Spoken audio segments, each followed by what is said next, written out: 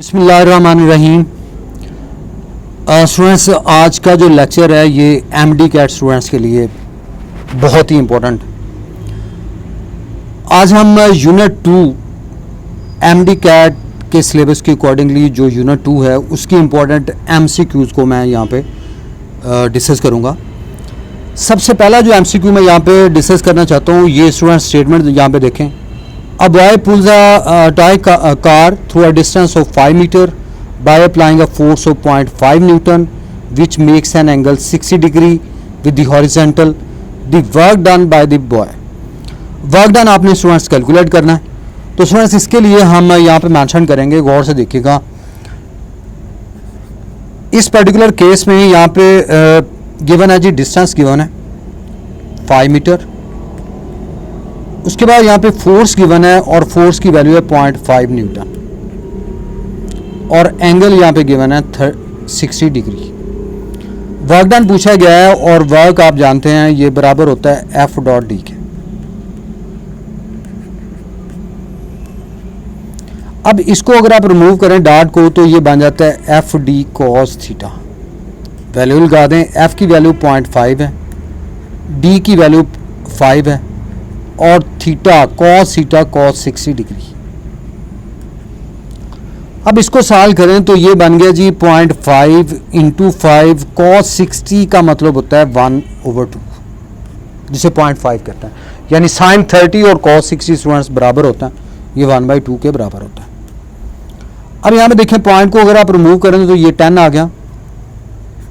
इसको अगर आप सॉल्व करें तो ये यहाँ पे 2 आ गया, 2 10 और यहाँ से ये आ गया 5/4, 2 इंटू 2 4 आ गया। अब इसको अगर आप सॉल्व करते हैं तो स्टूडेंट्स 5 को 4 पे डिवाइड करें तो ये आ गया जी 1.25 जॉल।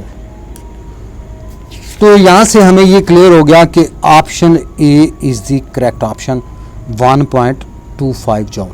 स्टूडेंट्स नेक्स्ट अनदर एमसीक्यू और से देखिएगा जी, एमसीक्यू नंबर 20 यहाँ मेंशन्ड है। The kinetic energy of a body of mass 500 gram moving with velocity 5 meter per second. अब इसके 4 ऑप्शन है, 6.25, 62.5, 625 joule and none of these. अब इस पर्टिकुलर केस के लिए मैं यहाँ पे मेंशन कर रहा हूँ नंबर 2 के लिए। The kinetic energy of mass यहाँ पे गिवन है 500 ग्राम। अब इसको केजी में कन्वर्ट करें तो 1000 से डिवाइड कर दें। अब 1000 पे डिवाइड अगर करते हैं तो डेफिनेटली यू गेट आंसर। यहाँ पे ये आ गया जी 0.5 kilogram. So that is the mass वी है।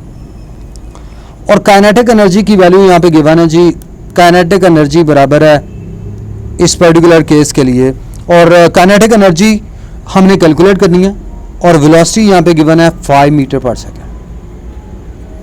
अब काइनेटिक आप देखिए, मैथ्स को इसमें इंपॉर्टेंट चीज़ ये थी कि मैथ्स को आपने केजी में कन्वर्ट करना है। 500 डिवाइड बाय 1000, 0.5 केजी।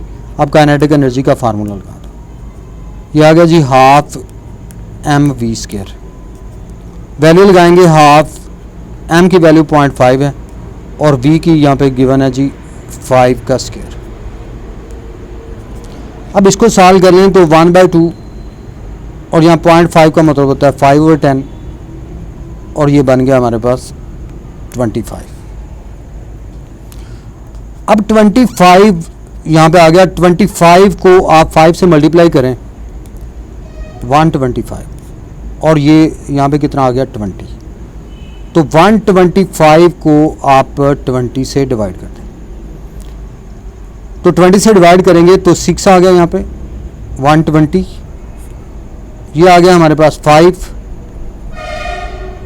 और यहाँ पे 240,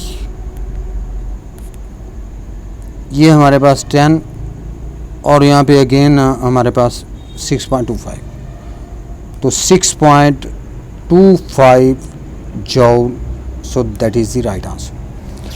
अब सुनो, ये था क्वेश्चन नंबर, यहाँ पे देखिएगा 20 यहाँ पे लिखा हो, the kinetic energy of body of mass M, और इसका जो राइट ऑप्शन आया students, option A is correct, 6.25 जॉल।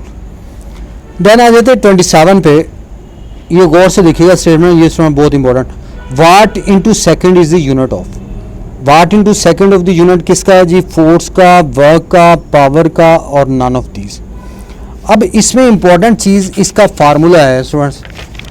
Power का फार्मूला हम ऑलरेडी जानते हैं, P is equal to W by T, यानी वर्क पर यूनिट टाइम।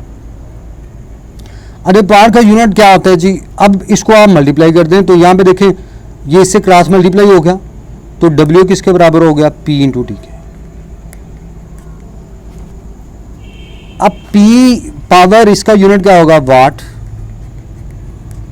और टाइम का यूनिट क्या हो गया? सेकेंड। तो वाट इंटू सेकेंड ये किसका यूनिट है? ये स्टूडेंट्स वर्क का यूनिट है। तो यहां पे राइट ऑप्शन जो आएगा students, the right option is, look at the case here, watt into second is the unit of work, so option B is the right one. अब स्टूडेंट्स नेक्स्ट में आ जाए। नेक्स्ट में है जी question number 31। It's another important question, student गौर से देखिएगा। A body moves a distance of 10 meter along a straight line under the action of force 5 Newton and work done is 25 joule.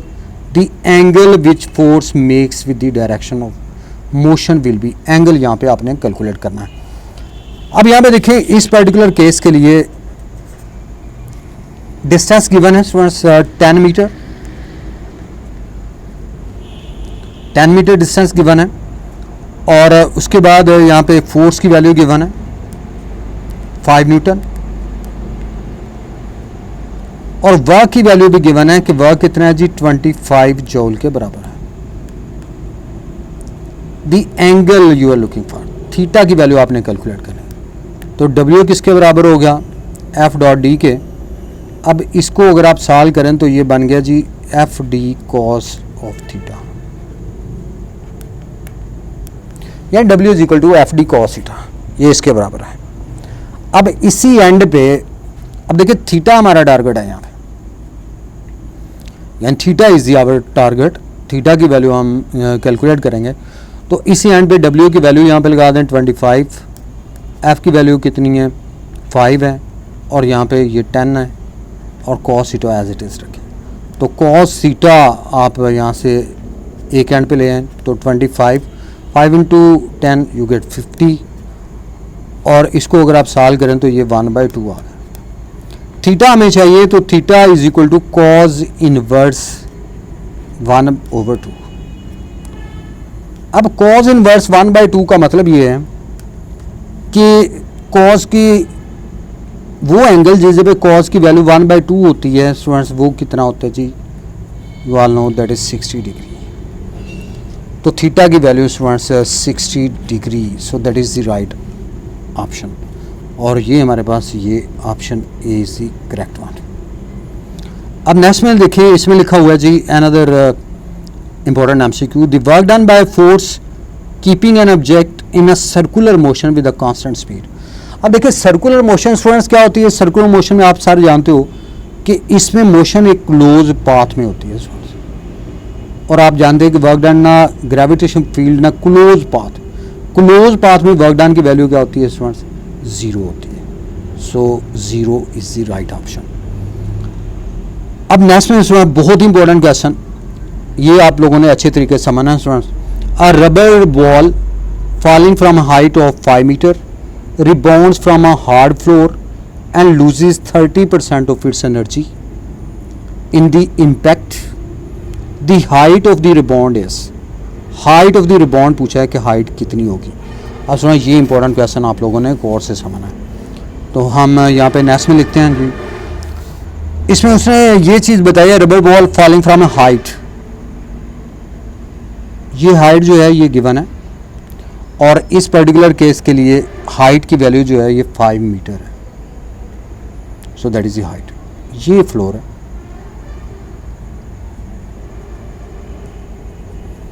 ये फ्लोर है, और ये मार्बल, ये ball है, इस 5 मीटर हाइट से इसको फेंका गया है, और उसके बाद क्या होता है जी, 5 मीटर हाइट से इसको ड्रॉप किया गया है, hard floor and loses 30% of its energy, और ये 30% ऑफ इट्स एनर्जी लूज कर देता है in the impact the height of the rebound. अब देखिए यहाँ से रिबाउंड होकर ये ऊपर जाता है। अब लाजिम 30% एनर्जी इसने लूज़ किया तो अंडरस्टूड है कि ये उतनी हाइट पे वापस नहीं जाएगा। और ये हाइट पूछी है कि ये हाइट कितनी, दिस वन, ये हाइट कितनी। अब स्टूडेंट्स आपको ये पता होना चाहिए कि 100% जो है वो कितनी है, 5 मीटर हाइट, यानी 100% पे 5 मीटर हाइट 100%, और 1 पे कितनी होगी, 5 और 100। अब 30% ये लूज करता है, तो इसका मतलब ये हुआ कि 5/100 इंटू 30% इसने लूज किया है। अब इसका 30% यहाँ पे ले लें, ये 0 से कैंसिल आउट हो गया और ये बन गया जी 15/10। 15/10 कितना आ गया, 1.5 मीटर। अब इसका मतलब ये है कि 1.5 मीटर इसने लूज कर दिया, क्योंकि 30% ऑफ द एनर्जी जो है वो इसने लूज की है।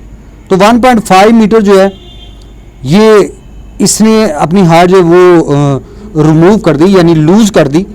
अब इसकी हाइट ये वाली कितनी होगी, क्या करेंगे, 5 से 1.5 को आप माइनस करेंगे, तो answer comes to be 3.5 metre. तो ये हमारे पास ये जो हाइट है अब 3.5 मीटर है। So 3.5 metre is the height of this rebound after losing 30% of the energy, यानी 30% ऑफ द एनर्जी जो लूज करता है, तो इसकी हाइट अब 3.5 मीटर है। So students, these were important MCQs of Unit 2 for MD CAT students. Thank you all students.